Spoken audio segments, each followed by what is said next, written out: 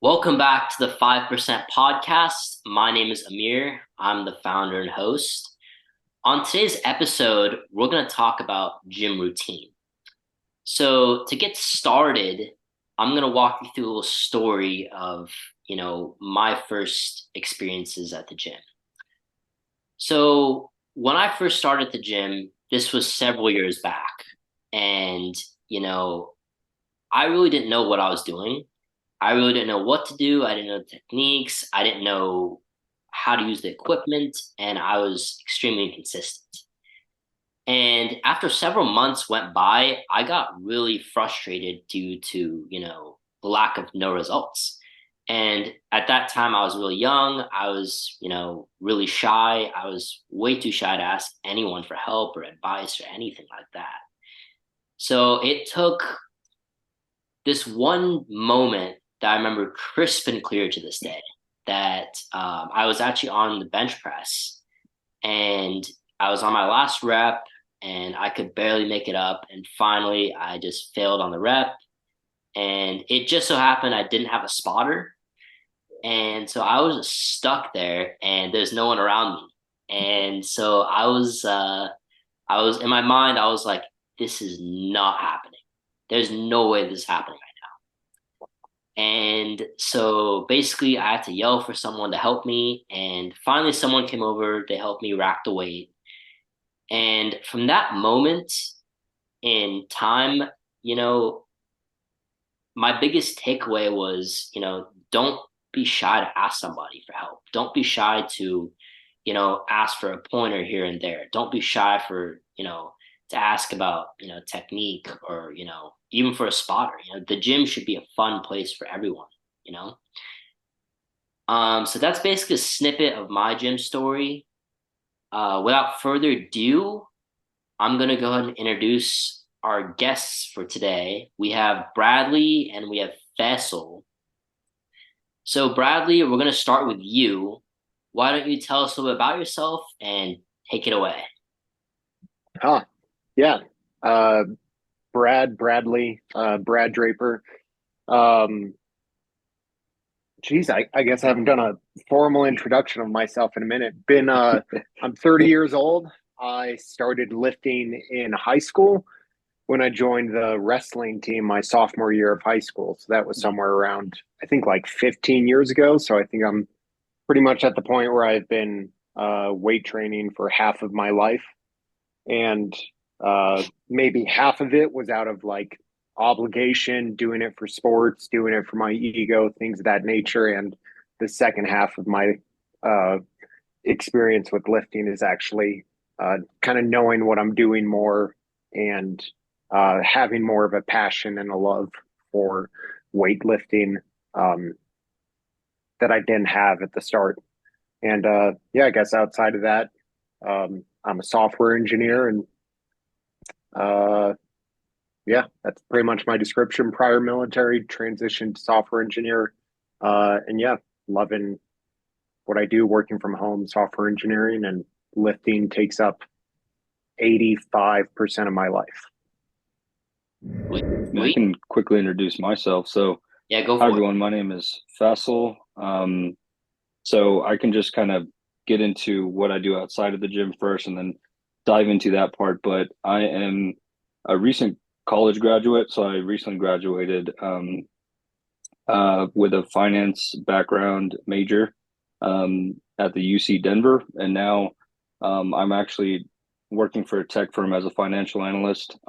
More relevant to this podcast in this episode, one of my passions is the gym. I love the gym. I actually met Brad at the gym. He's actually my gym partner. Um, we butt heads a lot, and it's truly something that when I'm having a bad day, I can go to the gym, I can see Brad, and I just loosen up, and my day just gets better. I don't have a social media page specifically dedicated to the gym. This is just a passion of mine. We've made a lot of mistakes along the process, um, and we've perfected our craft for sure. Sweet, sweet. So to get started with the questions, my first question that I'm going to ask Brad is, So how do you handle setbacks or plateaus in your progress? Ooh, that's a good question. I was just kind of thinking I was going to add on to what Foss had said, which is where I feel like he's similar in terms of how much he knows about the gym. And it's crazy because what are you, 23? 24. 24 now. 24. And like I always say this, like to know what I know now when I was 24, oh, it would have been crazy. Like I had no idea what I was doing at 24.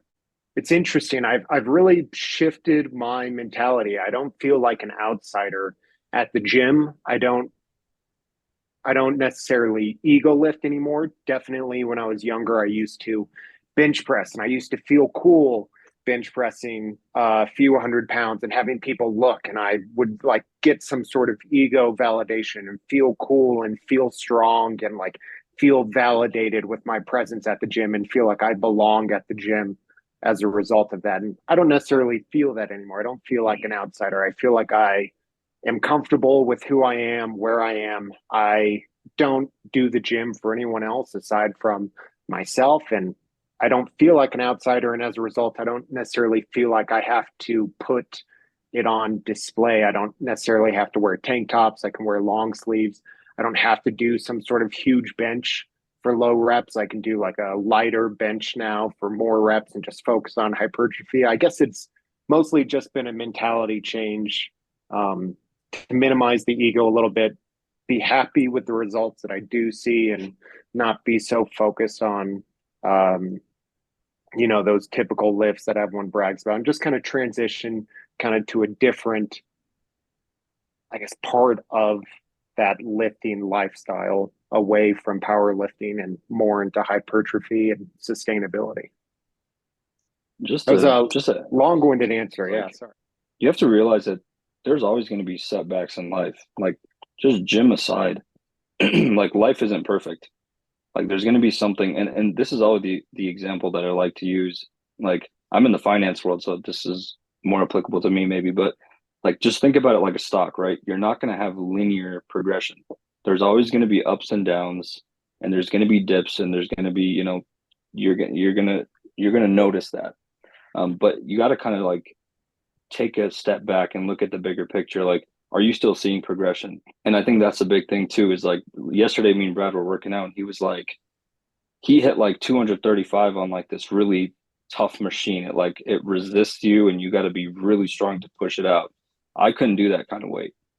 And Brad was like, man, like I've never seen him do that weight at all either. And then he was pretty bummed out. He's like, dang, I could have done the full stack. And in my mind, I'm like, dude, you progressed, right? Last few weeks, we were at like 190. We were at 20. We only got up to 205. Now you're doing 235 for reps. Like that's a big deal. Um, but he just kind of was too hard on himself. But I guess what I'm trying to get at is in the bigger picture, like look at Brad, like look at where we progressed. We started off at like 115, we went to like 145, we were hitting it for like reps, and now you're up to 235. That's a big deal, right? And maybe in the small scope of things, like that day you were like, I feel it, I could have hit 250. Yeah, you probably could have. But I mean, look at the past few months that we were doing it. I mean, you progressed insane, and that's kind of the mindset you need to have too. Is and how to handle plateaus and how to handle setbacks is like look at the first day you started working out. Like even you, Amir, you said you failed the first time on bench and it really discouraged you. But I mean, I'm sure now you're benching and you know how to ask for a spotter. You know how to have better form. Like you got to realize your progression. And that's with everything too, not just the gym. And that's how I kind of handle things is, sometimes when I'm feeling down, I look at my first gym photo. I was a really fat kid at Planet Fitness, you know, and now, like I can wear a t-shirt and I look pretty molded in it. And yeah, I may not be lean like Brad, but I mean, I'm confident with myself. Like Brad said, be confident with yourself and be happy with who you are.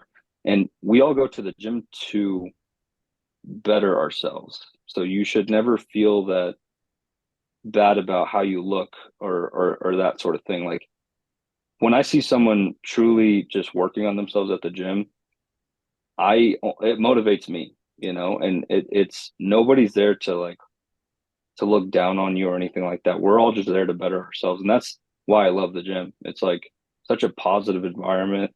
And it just motivates me even more. But I just wanted to add a little bit to that. 100%. For sure, for sure, for sure. Yeah, I think those are great points that you both brought up on how, you know, your confidence that's built in the gym can translate over into the real world. That's an excellent point that I think people got to realize too when they're in the gym. So to ask a second question, and starting with you, Brad, what motivates you to stay committed to your training process? Let's start. I'll throw it to Foss on this one. For sure. Yeah, no, that's a good question. What motivates me to stay committed? I think number one, like just like what I mentioned before, number one, like I always make sure to have an album just like having my progress. Like I have my Planet Fitness photos. I have, where I was at my other gym and now like I have photos more recently. I really like to track my progress through that way. Now Brad's better at doing that. He like measures his waist. Like he's more analytical when it comes to that stuff. Um, so part of this question too is my advice is to take those photos, measure your waist, measure whatever it is, like your biceps or whatnot. So that way, when you start falling down, like it could really pick you back up when you notice, okay, I went from like a 35 to a 34, then I went down to a 33. And now you're like, okay, well, I got to get down to a 32 or whatever your goal is, right? Um, but that's one thing that motivates me. It's just like knowing where I started, number one. Number two, and this is another piece of advice that I have is get a gym partner. Like Brad is super motivating. Like I'm doing a set and I'm like, me and Brad make this joke. Like I get tired after like one exercise. and then Brad's like, get your head in the game. Like this is our chest day. Like we're supposed to have a great time. And he hits like a crazy whopping amount of weight. And then I'm like, okay, I got to get back in my mindset and I need to, reciprocate that energy that he put out there. But, having a gym partner definitely helps. And not any gym partner, someone who has similar goals as you, someone who's just as motivated as you. Cause I know there's a lot of people that, can go to the gym and just talk the whole time. That's just not what I want to do. Like I go there because I want to work really hard. I want to take myself to failure on a lot of things or close to it or beyond it. And I want to see progress from that failure. I feel like there's so many benefits from the gym. One big one for me is working from home. Um, it's my way of getting out to some degree. Like I work from home, and also in the past, I was doing school on the weekend. So I was full time school and full time work. And there were days where I wouldn't leave my computer chair. And it was crazy. I would just have this small office and I wouldn't leave it all day, 7 days a week. And sometimes the only way that I get out is to go to the gym. And at the gym, I make friends, some amount of socialization, some amount of going out. Exercise is good for your brain. They say the mind rests while the body works, so I can feel more mindful. I can be stuck on a problem at work with software engineering. Pretty much the job description is just solving problems, and sometimes I just get stuck on a problem, and I'll be working at it for several hours, and I might just get up, go to the gym, come back, and I can solve the problem in 5 minutes. I was mentally I was in a bad place. And I honestly the biggest reason why is because I didn't have the gym. So if you're in a dark place, like just try like doing something, try picking up a hobby like the gym where you're bettering yourself. There's nothing like putting in your headphones, putting in a song that you like and just pushing yourself to If failure. you're motivated to go to the gym, you're generally going to be someone that's motivated to work on yourself. You're going to be someone that's motivated to not settle in life, to try to get more, to try to progress. Just like you do in the gym, you're going to be more motivated to do that in other regards, such as your job or pursuing a degree and trying to get better, and trying to get the next job and trying to buy a house and trying to progress. And when you surround yourself with people like that, you become a product of your environment. You are who you hang out with. And my youngest coworker is like 45, so I can't really go to my coworkers to make friends, and I have to make them elsewhere. And the gym is just a great place to meet people. Well, thank you guys very much for taking the time to be on here. I really appreciate it. Um, Last but not least, before we sum up this episode, number one, don't skip leg day. Number two, stay consistent. And number three, stay tuned for the next episode.